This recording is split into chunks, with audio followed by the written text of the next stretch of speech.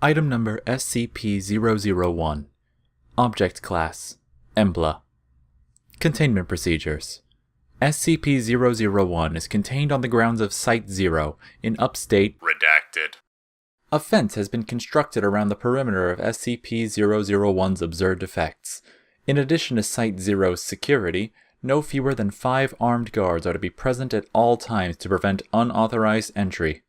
The adjoining physics laboratory will be manned at all hours, studying any anomalies.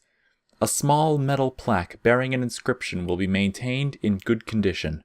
Any damage is to be immediately reported to maintenance. Description: SCP-001 is a circular gravel path in a wooded area. When traveled in a counterclockwise direction, the trail is continuously uphill, even after reaching the original point. When traveled in a clockwise direction, the trail shows the same amount of uphill and downhill travel as expected. Level 5 clearance is required to access SCP-001's experiment log. New members of Overseer Council are required to read Document 001-05. If you're reading this, then congratulations. One of us has died. Something killed one of us. A monster, perhaps, or a rival from the GOC. Or maybe we just got a little too close to the flame, like Aaron. Not old age, of course. We took care of that, didn't we? Anyway, one of the old guard is gone. Maybe Jason, maybe Agnes, maybe me. Hell, I'd be surprised if I wasn't the next one to die. I always was the most expendable. I'm going to write this to you as though you were a human being. It will be the last time anyone extends you the courtesy, so I hope you appreciate it.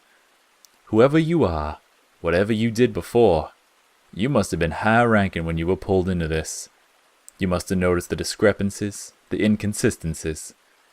I don't know how much you've been told already, or how much you've pieced together. The crux of the matter is this.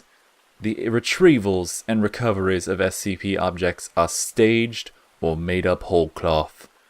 We have never discovered an SCP in the entire history of the Foundation. I should start from the beginning. Let me tell you a story.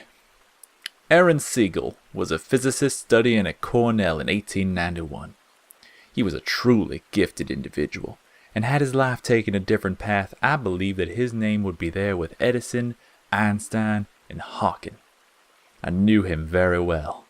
He was, and may still be, my brother. He was also an avid amateur naturalist, and enjoyed hiking through the woods. One day, while visiting our family home in Essex County, he came across a gravel path. He decided to follow it for a time, and noticed that it kept climbing uphill far longer than it should have. It should have taken him above the nearby hills. Instead, he found himself back where he'd started, without a foot of downward travel. Another man might have assumed his senses were faulty and left. Aaron, however, was a stubborn man. He investigated further. He found the path did not conform to the pure geometry of Euclid. Like Zachary before him, he had found something abhorrent to the nature of straight lines. He studied it. The equations he derived are part of the file you've received. You'll learn them by heart eventually. He built a small shack nearby which served as a makeshift laboratory. His first experiments produced a key capable of opening any lock, now contained as SCP-005. He brought in others. As his brother, I was one of the first he contacted. I was a medical student at Harvard at the time. I initially thought he was mad, but when he showed me the path, the key, I had to learn more. There were others with us, other friends and colleagues. Most of them are gone now, but we were the core. We created the Foundation from around ourselves. In the beginning, it was just about discovery, just about finding the things we could do. We had such high hopes, such plans. We were going to change the world. We were going to save it from itself. We could feed the hungry, shelter the homeless, heal the sick and dying. Thomas Carter found us money. We were none of us poor, but we ran through our fortunes quickly. Thomas used his connections on Wall Street and in Washington to fund us. He showed them the least of what we could do and promised heaven against the threat of hell. Agnes Peterson, my brother's fiancée, was the administrator. We knew nothing of how to run an organization. We were a herd of cats running to and fro, and she turned us into a foundation, putting us dreamers and madmen to the same yoke.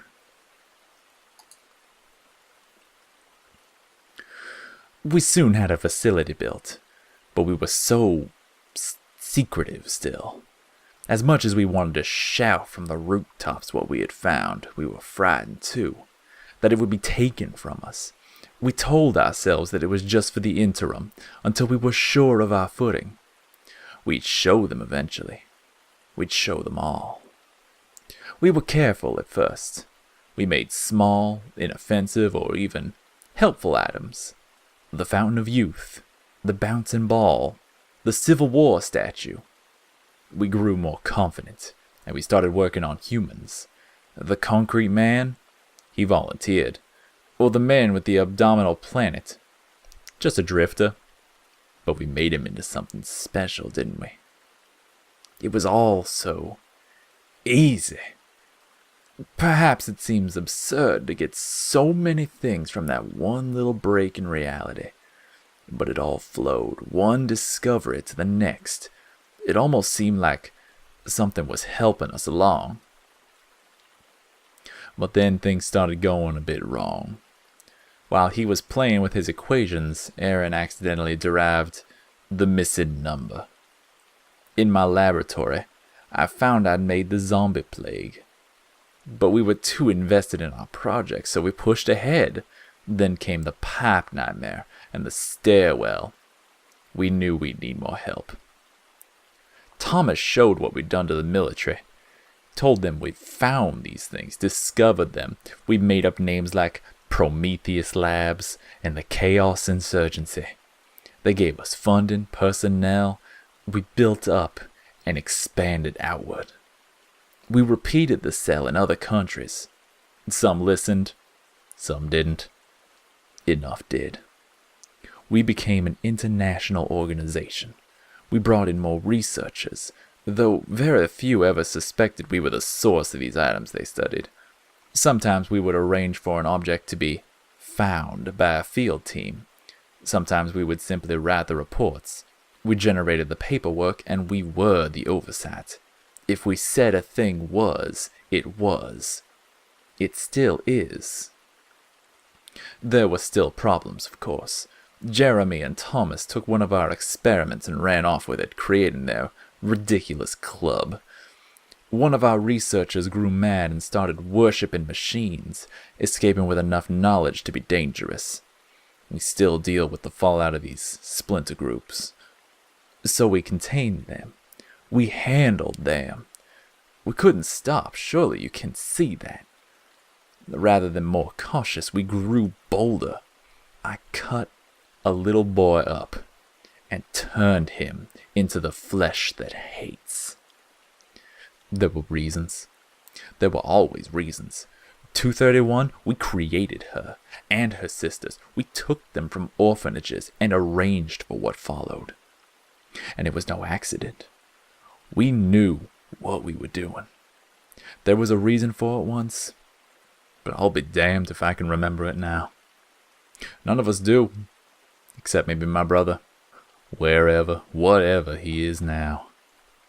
We kept moving forward, even after Abel, after the blood pond, after that damnable reptile. We still move forward with our work. What else can we do? Our only hope to survive the events we've set in motion is to understand better, to learn more. We're on the back of a terrible beast, and if we try to jump off now, we'll be crushed beneath. But that's not what frightens me, and it isn't what should frighten you. We've maintained our foothold for over 100 years. The things I really worry about are the anomalies we didn't create. No, I was telling the truth the first time. We didn't discover any of them. But some of them, they aren't our work. They were just They just were one day. They were in containment, and they'd always been in containment. Don't you see? We're not in control anymore. We never were.